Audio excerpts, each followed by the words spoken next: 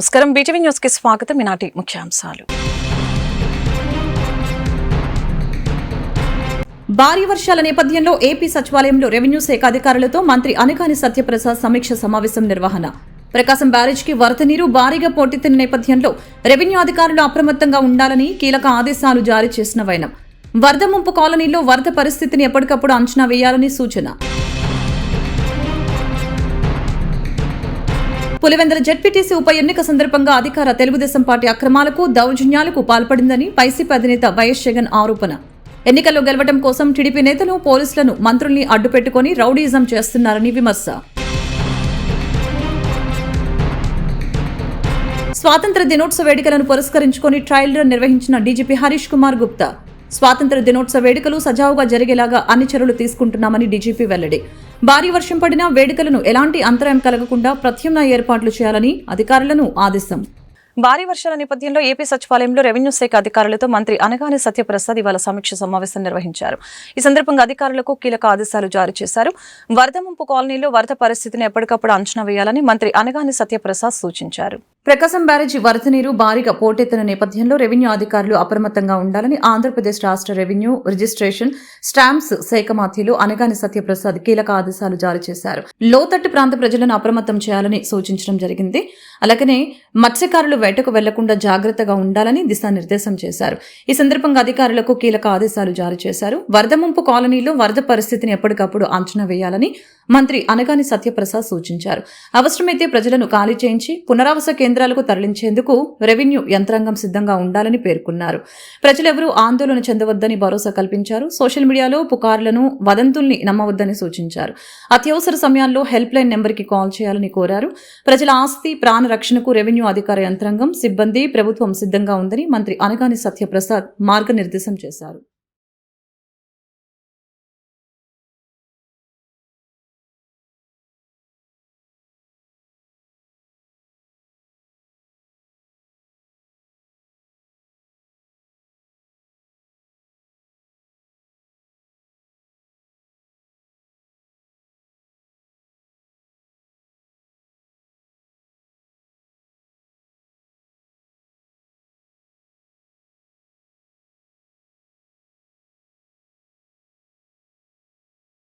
Pulivendula ZPTC ఉప ఎన్నిక సందర్భంగా అధికార తెలుగుదేశం పార్టీ అక్రమాలకు దౌర్జన్యాలకు పాల్పడిందని వైసీపీ అధినేత వైఎస్ జగన్ తీవ్రస్థాయిలో ఆరోపించారు. బుధవారం ఆయన మీడియాతో మాట్లాడుతూ ఎన్నికల్లో గెలవడం కోసం టీడీపీ నేతలు పోలీసుల్ని మంత్రుల్ని అడ్డుపెట్టుకుని రౌడీయిజం చేస్తున్నారని విమర్శించారు.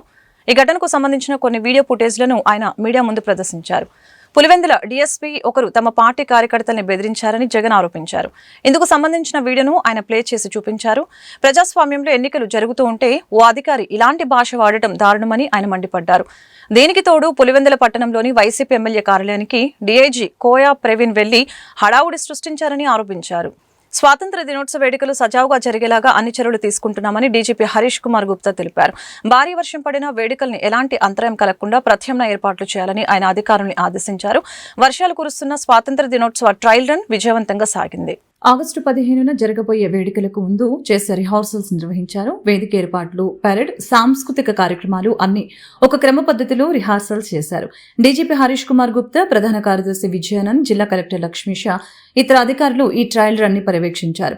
పెరేడ్ లో పాల్గొనే దళాలన్నీ ఈ పెరేడ్ లో పాల్గొన్నాయి. భారీ వర్షం కారణంగా స్టేడియం జలమయం కావడంతో అధికారులు యుద్ధ ప్రాతిపదికన స్టేడియంలో గ్రావెల్ ని తోలి చదును చేశారు. ఈ సందర్భంగా డీజీపీ హరీష్ కుమార్ గుప్తా, సిఎస్ విజయ్ కుమార్ మాట్లాడారు. స్వాతంత్ర దినోత్సవ వేడుకలను సజావుగా జరిగేలాగా చర్యలు చేపట్టినట్లు వివరించారు. భారీ వర్షం పడినప్పటికీ వేడుకలకు ఎలాంటి అంతరాయం కలగకుండా ప్రత్యామ్నాయ ఏర్పాట్లు చేయాలని వారు అధికారుల్ని ఆదేశించారు. ఈ కార్యక్రమంలో వివిధ శాఖల ఉన్నతాధికారులు హాజరయ్యారు.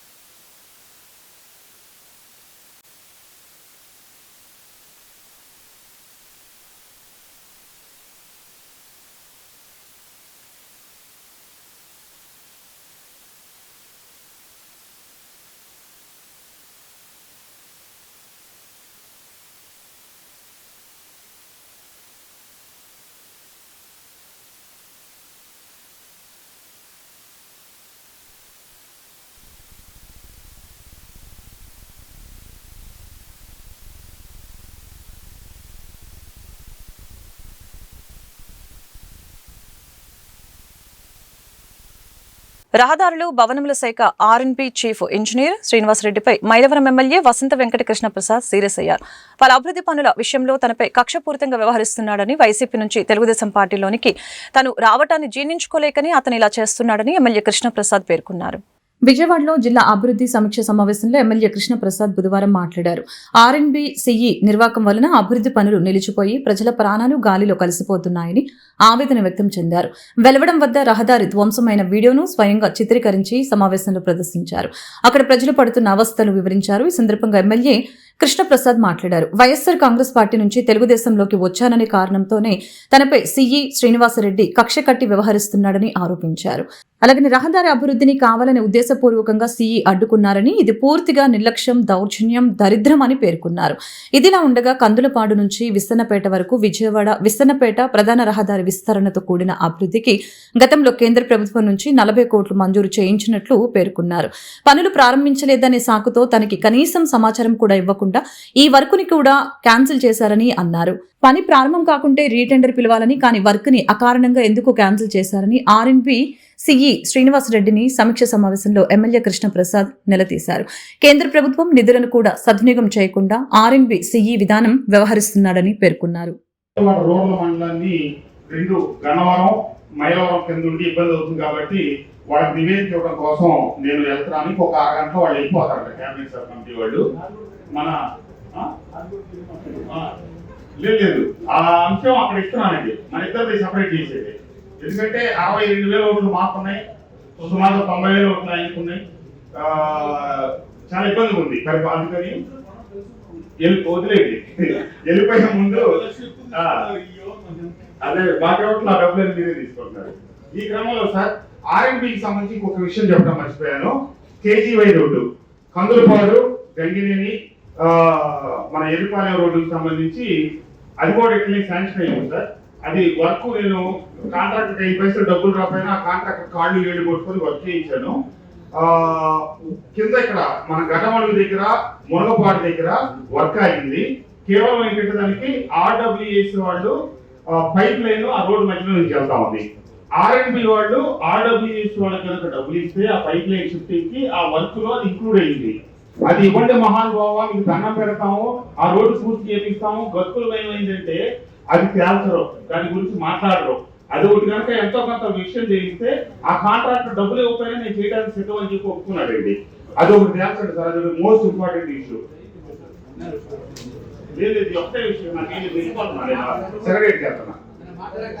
బీసీల అభ్యున్నతే కూటమి ప్రభుత్వ లక్ష్యమని ప్రభుత్వ విప్ ఎమ్మెల్యే బోండా ఉమామేశ్వరరావు తెలిపారు. వైఎస్ జగన్మోహన్ రెడ్డి ప్రభుత్వం 5 ఏళ్ల పాలనలో కార్పొరేషన్లు ఎలా చేశారో తప్ప వైఎస్ జగన్మోహన్ రెడ్డి ప్రభుత్వం 5 ఏళ్ల పాలనలో కార్పొరేషన్లు ఏర్పాటు చేశారో తప్ప 1 పైసా నిధులు ఇచ్చిన పాపాన పోలేదని విమర్శించారు.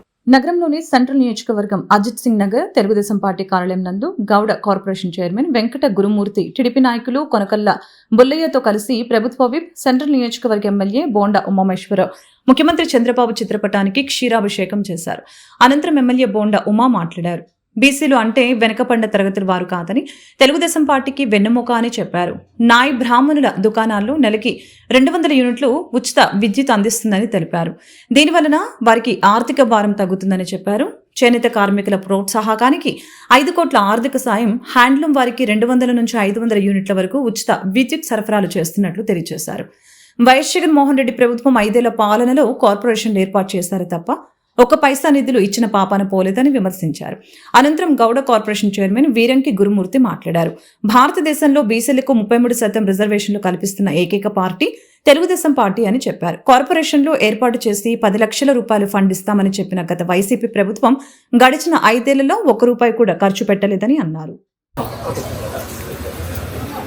గత 5 సంవత్సరాలుగా 2019-24 మధ్య బ్యాక్వర్డ్ కమ్యూనిటీస్ని బలహీన వర్గాల వాళ్ళని బలహీనులుగానే ఉండాలని ఆనాటి ప్రభుత్వం ఆలోచన చేసింది. కానీ ఈనాడు తెలుగుదేశం ప్రభుత్వం బీసీలంటే బలహీన వర్గాలు కాదు, బ్యాక్వర్డ్ కమ్యూనిటీస్ కాదు, బ్యాక్ బోన్ కమ్యూనిటీస్ అని ఈరోజు అన్ని రకాలుగా వాళ్ళకి అండగా ఉంటూ ఉన్నాం. కుల వృత్తులు చేసుకునే వాళ్ళకి ఆదరణ పథకం అని, అలాగే ఈ బలహీన వర్గ సామాజిక వర్గాలు ఆర్థికంగా పరిపుష్టి చేయడం కోసం అన్ని ప్రయత్నాలు చేస్తా ఉన్నాం. మా గౌడ సోదరుల్ని బ్రాండీ షాపుల్లో వాటాలు ఇచ్చాం, వాళ్ళకి షాపులు ఇచ్చాం. ఎటువంటి ఆక్షన్లు, ఎటువంటి ఒత్తిళ్లు లేకుండా వాళ్ళు స్వేచ్ఛాయుత వాతావరణంలో వ్యాపారం చేసుకునేదానికి స్కీముల్లో 10% షాపులు ఇచ్చాం. అట్లాగే వాళ్ళ బారుల్లో వాళ్ళకి బార్లు ఇస్తూ ఉన్నాం.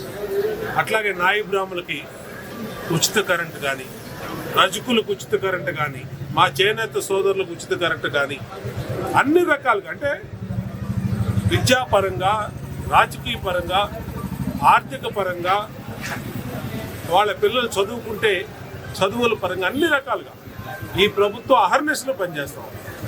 తెలుగుదేశం పార్టీ అంటేనే బీసీలు అంటేనే తెలుగుదేశం పార్టీ.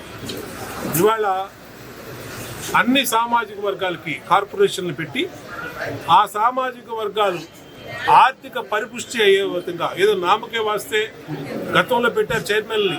నగరంలో కురిసిన భారీ వర్షాల కారణంగా రోడ్లన్నీ పూర్తిగా జలమయమై వాహనదారులు, ప్రజలు తీవ్ర ఇబ్బందులకి గురయ్యారు. ముఖ్యంగా లోతట్టు ప్రాంతాలు పూర్తిగా జలమయం కావడంతో ఆ ప్రాంత ప్రజలు అవస్థలకు గురయ్యారు.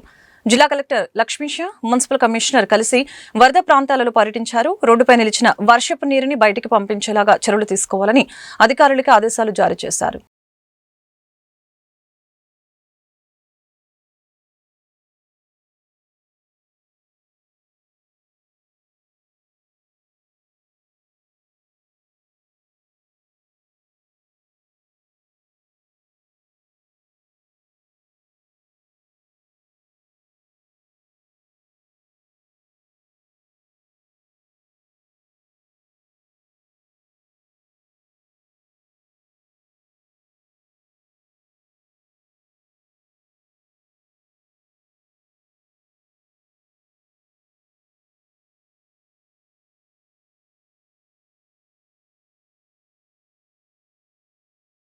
రాష్ట్రంలో ఉన్న సుమారు 70 లక్షల మంది విద్యార్థుల్ని మాదక ద్రవ్యాల నుంచి కాపాడాలనే లక్ష్యంతో 40,000 విద్యా సంస్థల్లో ఈగల్ క్లబ్స్ ని ఏర్పాటు చేశామని ఈగల్ విభాగాధిపతి ఆకె రవికృష్ణ తెలిపారు. విద్యార్థులకి ఎన్డీపీఎస్ చట్టం గురించి అవగాహన కల్పిస్తున్నామని తెలిపారు.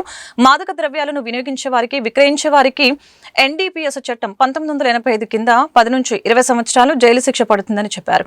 ఎన్డీపీఎస్ కేసులో ఒక్కసారి ఇరుక్కుంటే బెయిల్ రాదని, పాస్పోర్టు, ప్రభుత్వ, ప్రైవేటు ఉద్యోగాలు రావని చెప్పారు.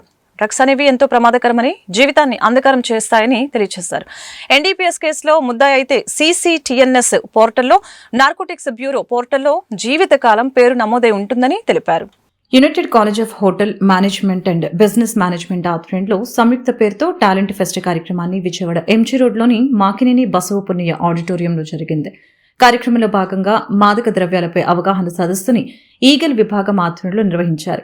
కార్యక్రమానికి ఈగల్ విభాగాధిపతి ఆకె రవికృష్ణ, ఎస్పీ నగేష్ బాబు, విజయవాడ అడ్మిన్ డీసీపీ సరిత అతిథులుగా పాల్గొని జ్యోతి ప్రజ్వలన చేసి ప్రారంభించారు. మాదక ద్రవ్యాలకు వ్యతిరేకంగా ప్రతిజ్ఞ చేయించారు. మాదక ద్రవ్యాలు వద్దు పోస్టర్ని ఆవిష్కరించారు. కళాశాలలో కొత్తగా ప్రారంభిస్తున్న డిప్లొమా ఇన్ బిజినెస్ మేనేజ్మెంట్ పోస్టర్ని ఆవిష్కరించారు. అనంతరం రవికృష్ణ మాట్లాడుతూ గంజాయి డ్రగ్స్ లో టెట్రాహైడ్రో కన్నబాయిడ్ అనే రసాయనం ఉంటుందని, అది మెదడు పనితీరుని ఆటంకపరుస్తుందని తెలియజేశారు. ఒకసారి మెదడు పనితీరు డిస్టర్బ్ అయితే మీరు ఏం చేస్తున్నారో మీకు తెలియదని చెప్పారు.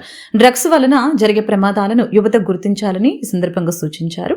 అంతరాష్ట్ర చెక్ పోస్టుల వద్ద కట్టుదిట్టంగా తనిఖీలు చేస్తున్నామని తెలియజేశారు. United college of hotel management and business management director Abdul Razak మాట్లాడుతూ కళాశాలలో సంయుక్త పేరుతో టాలెంట్ ఫెస్ట్ కార్యక్రమాన్ని నిర్వహించామని తెలిపారు. యువతరం డ్రగ్స్ వలన ఎక్కువగా పాడైపోతుందని, దానివలన కలిగే నష్టం గురించి అవగాహన కల్పించేందుకు ఈగల్ విభాగంతో కలిసి అవగాహన సదస్సుని నిర్వహించామని చెప్పారు. మాదక ద్రవ్యాలకు దూరంగా ఉంటామని విద్యార్థులతో ప్రతిజ్ఞ చేయించామని అన్నారు. 5వ వార్షికోత్సవం సందర్భంగా ఈరోజు రాష్ట్ర వ్యాప్తంగా అన్ని చోట్ల ప్రతిజ్ఞలు తీసుకుంటున్నారు. ప్రత్యేకంగా డ్రగ్స్ వద్దు బ్రో అని ప్రత్యేకంగా ఈ క్యాంపెయిన్ కూడా ఆంధ్రప్రదేశ్ ప్రభుత్వం ప్రతిష్టాత్మకంగా తీసుకుంది. అదేవిధంగా యువతనంతా అప్పీల్ చేస్తున్నాం. ఈ డ్రగ్స్ వల్ల ఎన్నో ప్రమాదాలు ఉన్నాయి. దయచేసి అందరూ కూడా డ్రగ్స్, మాదక ద్రవ్యాలకు దూరంగా ఉండాలని, ఎక్కడైనా సరే మీ ప్రాంతంలో కానీ, మీ బడిలో కానీ, కాలేజీలో కానీ మాదక ద్రవ్యాలు కానీ, గంజాయి కానీ ప్రవేశిస్తే 1972కి సమాచారం అందించాల్సిందిగా అందరికీ విజ్ఞప్తి చేస్తున్నాం. అదేవిధంగా ఈరోజు ఈ కార్యక్రమాన్ని ఇంత పెద్ద ఎత్తున ఏర్పాటు చేసినందుకు United college of hotel and management వారికి, బిజినెస్ మేనేజ్మెంట్ వారికి ప్రత్యేకంగా వాళ్ళ యాజమాన్యానికి కూడా ప్రత్యేకంగా ధన్యవాదాలు తెలుపుతున్నాం. అందరికీ నమస్కారం. మత్తు పదార్థాల వలన నేటి యువత చెడుదారిలో పయనిస్తున్నారని, మాదక ద్రవ్యాల వలన జరిగే ప్రమాదాలపై విద్యార్థులకి అవగాహన కల్పిస్తున్నామని ఈగల్ టీం అధికారులు తెలిపారు. ఎన్టీఆర్ జిల్లాలో గత నెల రోజుల నుంచి పాఠశాలలు, కళాశాలలో చదువుతున్న విద్యార్థులకి మాదక ద్రవ్యాల వలన జరిగే అనర్థాలపై అవగాహన కల్పిస్తున్నామని పేర్కొన్నారు.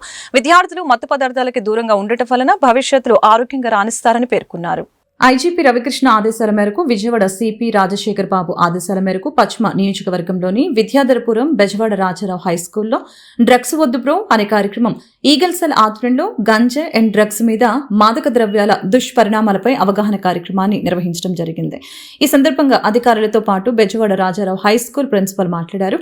గంజాయి చాక్లెట్స్ గురించి విద్యార్థులకు అవగాహన తెలియజేయడం జరిగిందని, మాదక ద్రవ్యాల వినియోగం వలన వచ్చే ఆరోగ్య సమస్యని గురించి విద్యార్థులకి వివరించడం జరిగిందని తెలిపారు. మాదక ద్రవ్య రహిత ఎన్టీఆర్ జిల్లా నిర్మాణంలో విద్యార్థులు భాగస్వాములు కావాలని కోరటం జరిగిందని తెలిపారు. మత్తు పదార్థాలు తీసుకోవటం వలన ఆరోగ్యం పూర్తిగా చెడిపోతుందని పేర్కొన్నారు. మంచి సమాజాన్ని భవిష్యత్తు తరానికి అందించాలంటే నేడు పెను శాపంగా మారిన మత్తు పదార్థాలకి విద్యార్థులు దూరంగా ఉండాలని సూచించారు. ఎలా అలవాటు పడకుండా ఉండాలో, వాటికి ఎలా దూరంగా ఉండాలో,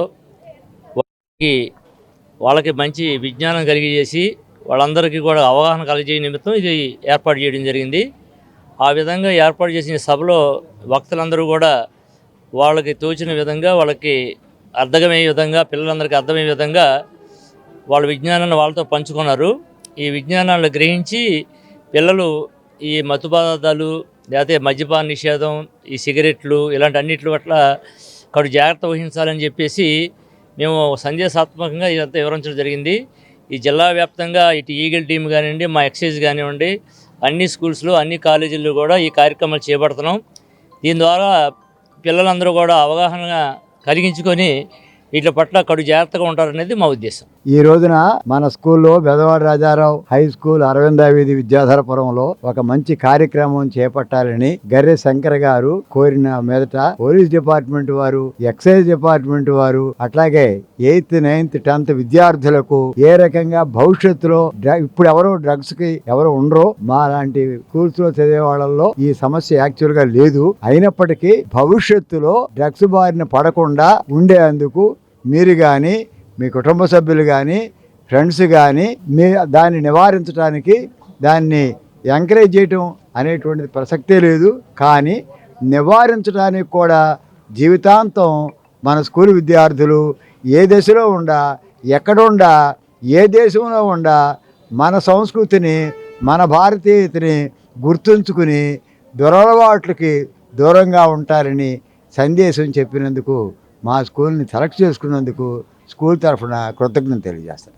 ఆగస్టు 22న పరదా చిత్రం ప్రేక్షకుల ముందుకు రానుందని, అఖిలాంధ్ర ప్రేక్షకులు తమ చిత్రాన్ని వీక్షించి విజయవంతం చేయాలని ఆ చిత్ర కథానాయకురాలు అనుపమ పరమేశ్వరన్ తెలిపారు. ఈ చిత్రంలో తాను చాలా కష్టపడి చేశానని కంటతడి పెట్టుకున్నారు. లేడీ ఓరియంటెడ్ రోల్లో తాను మొదటిసారిగా నటించినట్లు చెప్పారు. ప్రతి ఒక్కరు కూడా ఈ చిత్రాన్ని థియేటర్లకు వచ్చి చూడాలని కోరారు. విజయవాడ నగరంలో పరదా చిత్ర యూనిట్ సందడి చేసింది. చిత్ర ప్రమోషన్లో భాగంగా సత్యనారాయణపురంలోని అలీఖా బంకెట్ హాల్లో విలేకరుల సమావేశం ఏర్పాటు చేశారు. ఈ సందర్భంగా హీరోయిన్ అనుపమ పరమేశ్వరన్ మాట్లాడారు.